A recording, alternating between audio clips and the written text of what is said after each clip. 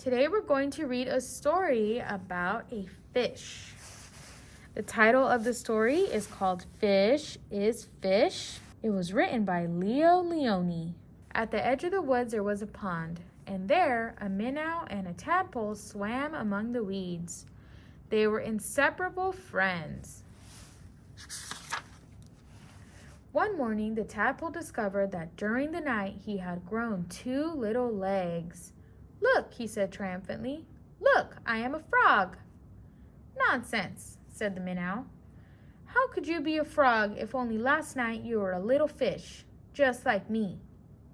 They argued and argued until finally the tadpole said, "Frogs are frogs and fish is fish, and that's that."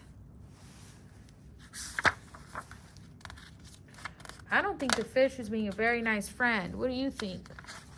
You think he's being nice to his friend? In the weeks that followed, the tadpole grew tiny front legs and his tail got smaller and smaller. Look at the tadpole. He's changing the way he looks. Then one fine day, a real frog now, he climbed out of the water and onto the grassy bank. Okay, now he's climbing out of the water. The minnow had too grown and become a full-fledged fish. He often wondered where his 4-footed friend had gone. But days and weeks went by, and the frog did not return. Why do you think the frog didn't return?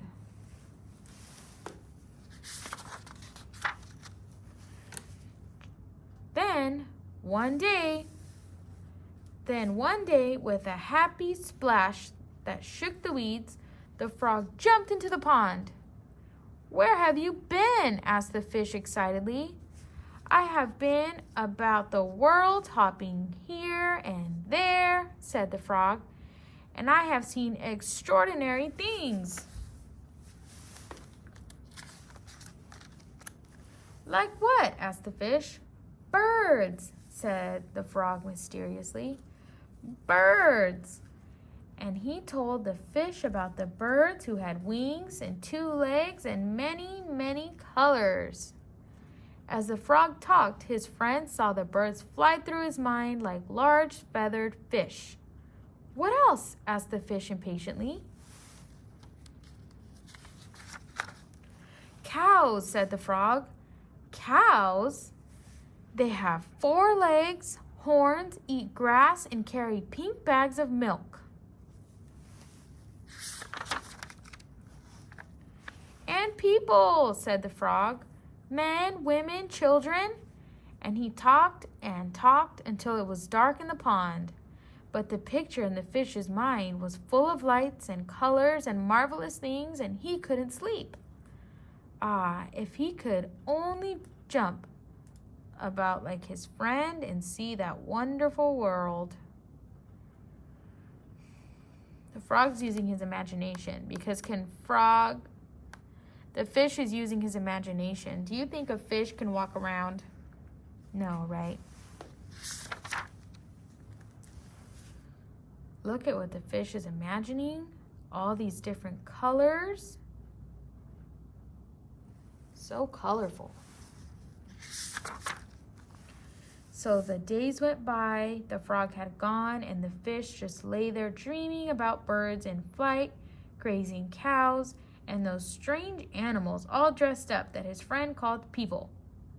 One day, he finally decided that come what may, he must too see them. And so, with a mighty whack of the tail, he jumped clear out of the water onto the bank. Uh-oh, the fish jumped out of the water. What do you think is going to happen to the fish? He landed in the dry, warm grass, and there he lay, gasping for air, unable to breathe or move. "Help!" he groaned feebly. Oh no! Fish cannot survive out of the water, right? They need to be in the water. Do you think someone is going to come save the fish? Let's find out if his friend's going to return to save him.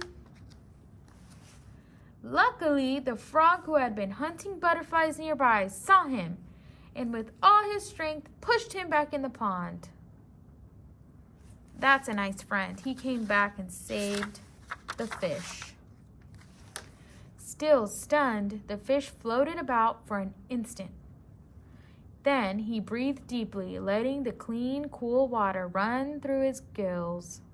Now he felt weightless again, and with an ever so slight motion of the tail, he could move to and fro, up and down as before.